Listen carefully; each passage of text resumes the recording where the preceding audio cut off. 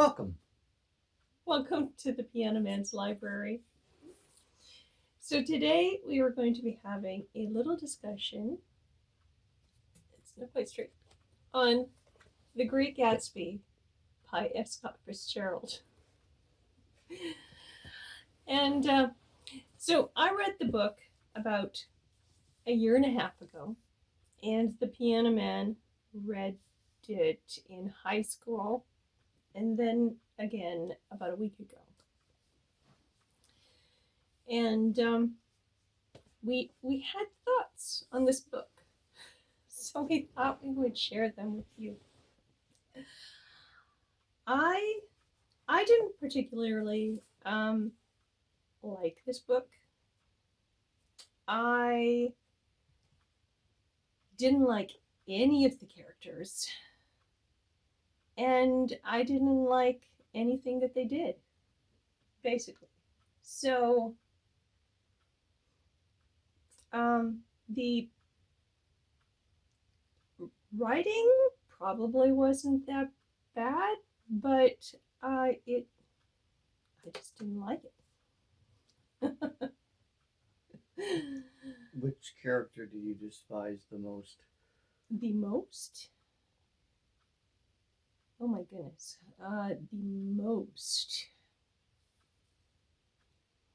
I really didn't like any of them.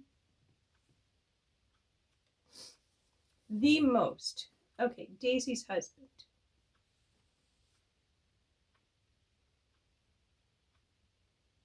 Thomas, I think his name is. You just liked him. Oh no, you like the most. The most. I had the least in my head. I was like, what? That's the question. The most. Yes. Why? Why? Because he was not a nice human being. Cheated on his wife. I don't know what his job was or anything. I don't remember that. But yeah, he didn't even treat his girlfriend, would you call it? Well, either. Yeah. Marvel Wilson. Actually, it might. Well, spoiler alert. We should have done this at the top of the video. We're assuming that if you're watching this video, you have read The Great Gatsby. If you have not read The Great Gatsby, especially in the United States, it might be a bit odd. But if you have not read it for whatever reason, stop the video, read it, and then come back because we're going to talk about characters and plot. Hence, it will spoil the book if you have not read it. And actually, it's very good to read it first because of how the novel is structured. Anyway, I'll explain that in a second. So, here's your 10-second warning if you've not read The Great Gatsby. 10, 9, 8, 7, 6, 5, 4, 3, 2, 1. Spoilers starting now. And confession. So, I did, the Piano Man wife did ask me to make a cheat sheet. So I did a table of the characters and their relationships. Yes, because it was a while. I didn't remember any of the characters' names. Yeah. And I just did this off the top of my head. I think I got it mostly correct. Okay, so you stated that you just liked the novel and the characters. Top came the least. Most. The most. It's the most. Sorry, I hit the least I had. The most. I think, in fairness, though, we can kind of talk about what is good about the novel. Well, first of all, the vocabulary usage is good. There's plenty of adjectives in it, which I liked. Fitzgerald, yes, F. Scott Fitzgerald does a good job in his descriptions of things, and especially this picturesque imagery, which I enjoyed. Also, the way the novel is structured, the narrator, yeah, for lack of a better word, the just double check something. Person, is it first or second? Yes, the first person narrator, Nick Carraway. As an aside, I have not seen the modern film of this, so. And also, as a general rule, I tend to try to treat films and books as apples and oranges, because otherwise, if you read the book, 8 times out of 10, you're not going to enjoy the movie, or you'll be comparing the book to the movie, and they're different mediums. So I don't think it's necessarily fair to always do that. Understandable. So, but the way it's structured, the J. Gatsby is a mystery, and you, along with the main character of Nick Carraway, or the first person narrator, are invited to question alongside him who is J. Gatsby and who is this character. And so the way the novel is structured, you aren't given certain information until at least halfway point of the book, and then especially towards the end. This book was, I'm going to assume, for my faith and hope in humanity, that this book was annotated in blue pen. I'm going to assume that this was a student, which was interesting to read their annotation. We purchased the book. Yeah, it was either repurchased or was it a freebie? Actually, with that amount of annotating in it, it was probably in the freebie bin. Yeah, it could have been a freebie. It was used. Yeah, what they annotated wasn't what I would have annotated. In the individual struggled, I think, sometimes with the flashbacks, because Fitzgerald does on a dime switch scenes and characters and times, and he doesn't. There's no transition material. There's no connective tissue. Actually, this is where in a film you can easily show through various methods that something has changed, but it's not always readily apparent in the novel when you're reading, unless you actually stop and think about it for a second. So those are the good aspects of it.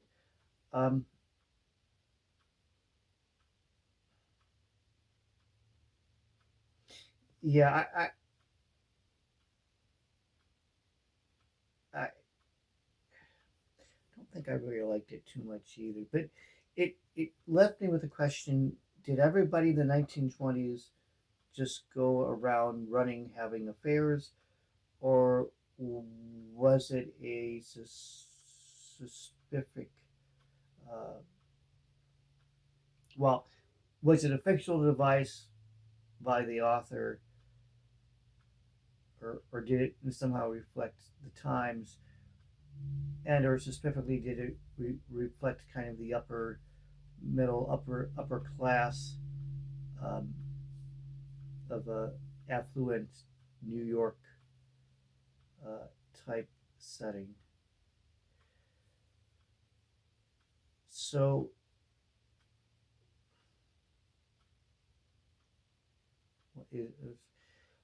sorry, I'm a bit rambling here. I mean, there's different ways to approach this book. So what did you want to convey about this book? I mean, you said that you disliked I the characters, and I just said that I basically there were some stylistic elements of the book that I did enjoy. mhm. Um, there's actually a lot more I could say as far as symbolism and such. I Positive aspects too, I think. I would like to know how it became a classic. How it became something that was in so many schools for so many years. Okay. Well, that's an easier answer. It basically became a classic because in World War II, this book was one of the books. There was basically a council on morale and books for soldiers, and it was given out as an armed services edition. And so then in post World War II, one I can't remember his name, but one particular teacher started to use it at a high school. And so between the popularity among certain soldiers that read it, uh, and then later within the high school, it kind of spread, and then it became a staple, at least in the States. I would be curious, say in Canada or elsewhere, if this book was ever assigned, or is this just kind of one of those uniquely national secondary education books. As as as far as it's I mean, I would say two things. So it takes place in the 1920s in uh, New York, but there's also mentions of Jay Gatsby and such kind of gallivanting Paris, France, and stuff. If you know anything about the interwar years, so that'd be the period between World War One and World War Two. There was kind of gallivanting, the so-called lost generation. Anyway, Ernest Hemingway, T.S. Eliot, Virginia Woolf, Fitzgerald, these authors kind of partied it up, or some at least, in Paris and lifted up. You also had the Weimar Republic in Berlin, which is actually quite common in a sense. After the World War One, you kind of had this relief, this economic reconstruction, and kind of this boom period. Same thing happened after the American Civil War, notwithstanding the silver and gold debate and all that. And then again, post World War II, the baby boomers, the 1950s. As far you had to go on from philosophical aspect with Jay Gatsby, you had this thing of reality. Oh, actually, I'll back up. There is one thing. There is one kind of symbolic device that I really did like. If I was a high school student and I had, or even a college student, I suppose, and I had to write a paper on this book today, I would use the metaphor of the car wreck, because that is something that happens again and again and again at the beginning of the story. It's the main plot point, of course, at the very end of the story, with Daisy and Gatsby and Tom, and just as a metaphor for the wrecked relationships, though the affairs, also the aspect of what is real. I mean, the central question is, who is Gatsby? Who is he in reality? What's that? And also that reinvention. What's real and what isn't. Uh, the use of the green light. I don't remember. It's been too long that I can tell you exactly what it was supposed to mean when I was in high school. My immediate thought was the use of the color green was in envy. Green, the expression green of jealousy, and in that aspect, uh, you had, well, you had Jay, who starts off actually in reality starts off poor. Uh, he has a desire. or yeah, it's a romantic. That's right. Yeah, with Daisy, but he doesn't think that he's well off enough with her. Later on, you have Daisy, who settled down with Tom Buchanan, who, as she's going through Jay Gatsby's mansion, comments on the dresses and such. And again, there's that disparity between what one has and what one desires. That's throughout. You have Myrtle, for example, who has an affair with Tom. Again, there's that uh, divide, the hypocrisy. I think maybe that's what makes Tom one of the most despised characters, is the utter hypocrisy and his unfaithfulness, and yet his utter shock at when uh,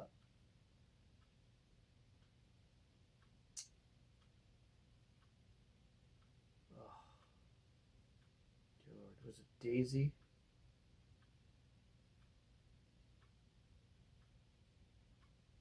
Yes, yes. Yes, I'm sorry. It does get a bit convoluted. Um, well, let me just run down the relationship. So you have Daisy, who's married to Tom.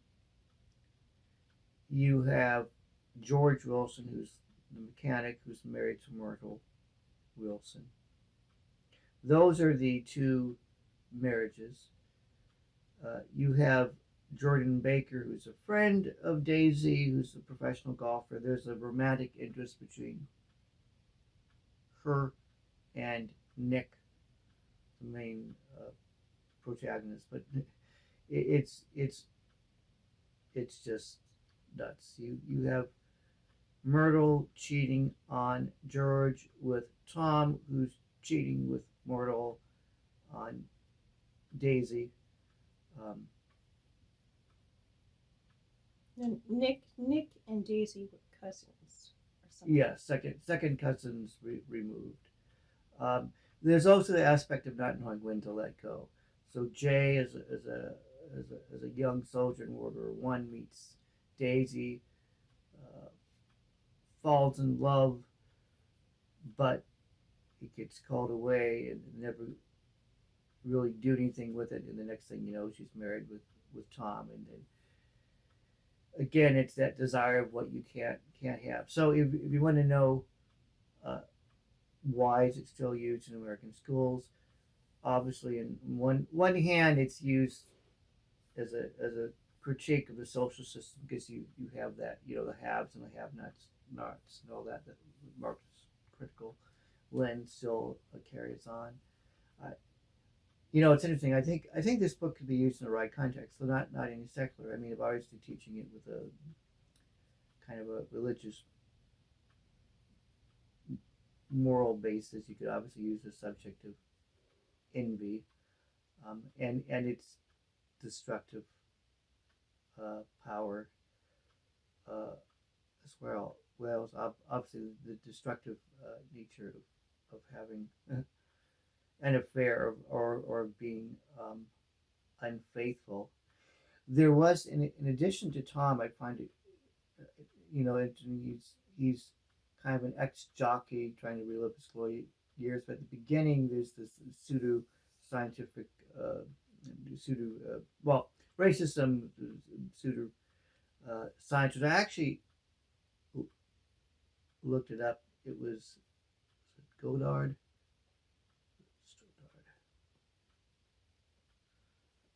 And anyway, Fitzgerald used this kind of a pseudonym, but for an actual book that was popular at the time, that would one of the things that would actually influence Adolf Hitler, as well as the eugenics movement in the 1920s. It doesn't, in America, which doesn't get talked as much. So anyway, we should probably sum it up. I know. Do you think that this? Okay, two questions. One, would this book still be considered should it still be considered a modern classic today? Why, or why not?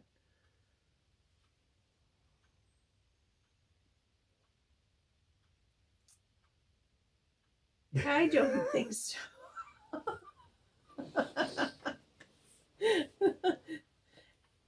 I really didn't like it. Mm-hmm. Yeah. Mm. I think it still has value as a product of its time from the 1920s. I,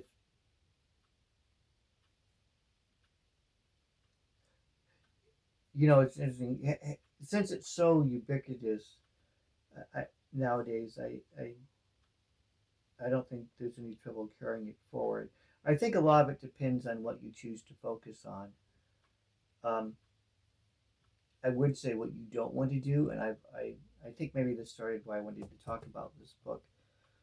Yeah, I'm pretty sure it was. I saw a post on social media that was trying to sell an app, and it used this book as an example of of how to make it easier to read. So the very opening line of this was, "In my younger and more vulnerable years, my father gave me some advice that I've been turning around in my mind ever since." And I don't have what this app did to it, but just to give you an example, the translated phrase, in order to simplify it with something to the effect of, is, "When I was young, my dad gave me some advice that I think about." It was even more simple than that, it seemed to me. But in what you don't want to do is to run this through Chat GPT and give a synopsis of it if you were to continue to use this, because I think one of the value in it is the um, vocabulary usage. I was just randomly opened up this paragraph.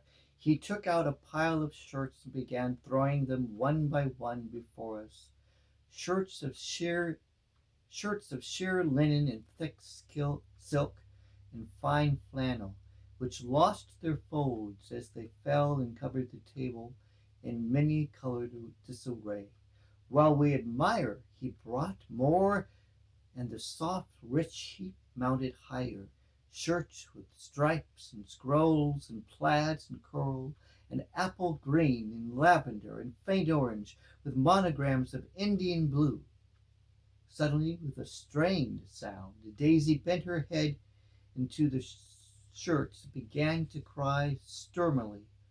"They're such beautiful shirts," she sobbed, her voice muffled in the thick folds. "It makes me sad, because I've never seen such beautiful shirts before." So such uh, combinations as a strained sound, the monograms of Indian blue, apple green, uh, many colored disarray, not just, in covered the table in disarray, but in many colored disarray. Those are the type of literary uh, aspects, especially of English literature in this case, not that adjectives and such are only in the English language, but I I think this is what partially makes this work still a classic, and that type of writing is important, and I think if you just do an excerpt from it, or put it on a you know AI Cliff Notes version of it, you're losing what makes the work valuable. Um, but I would be curious, and have you read this book, and what do you think of it? Uh,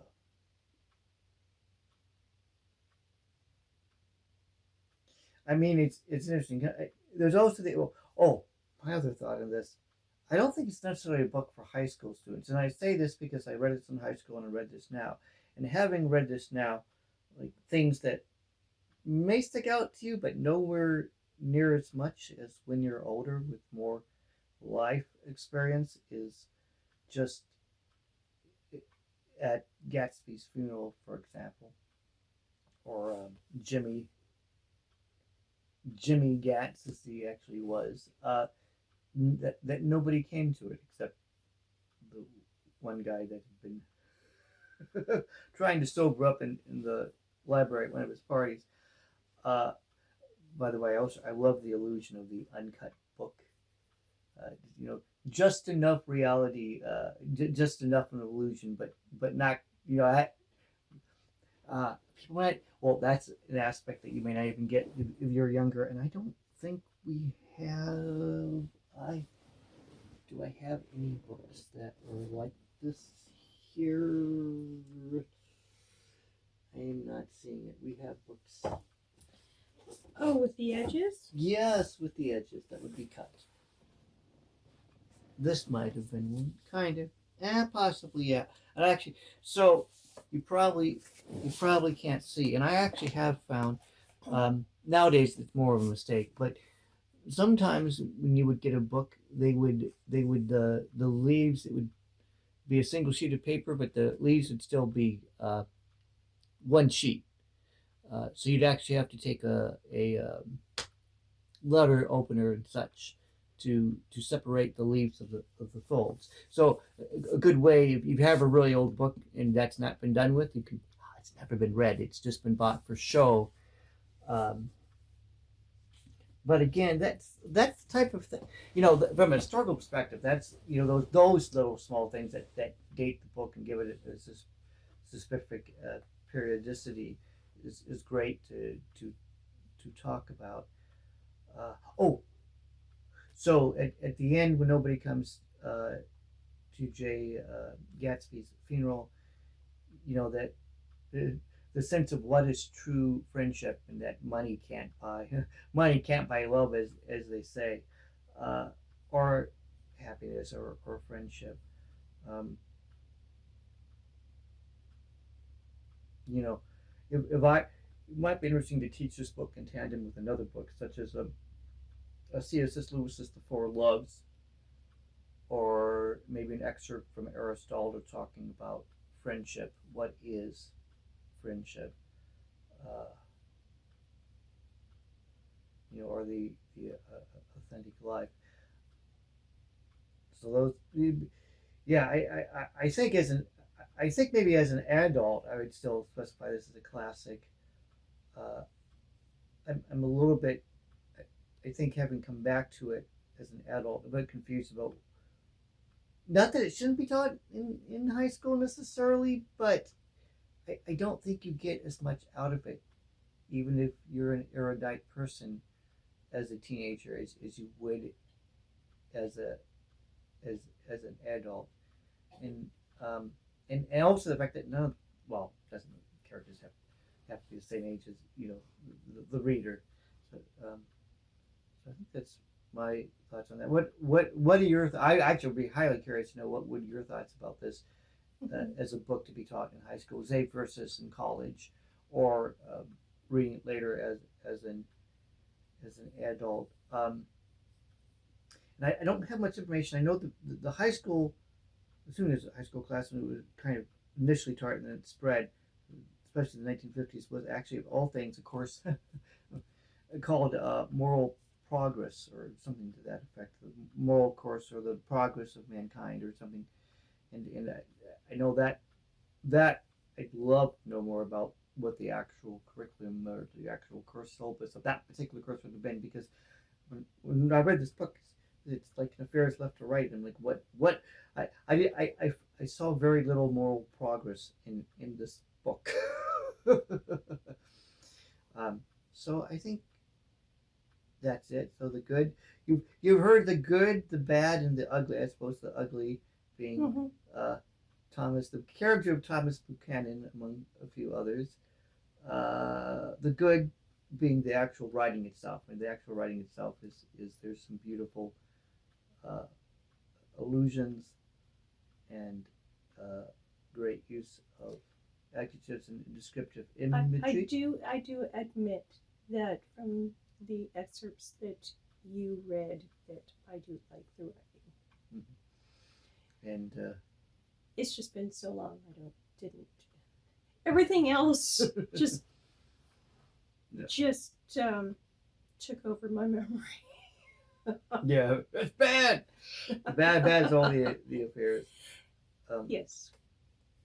And we don't mind if you have Yeah, I mean, different if opinions. you love it, I Mhm. I really actually would like to know why or everything. You know, it must be taught. Every high school student has to read this, and here's why, and Mhm. that's okay. That's I really sincerely do love hearing different opinions because that is how you grow and learn. And we will try to be more Yes. organized. So I'll try to be more organized in the future.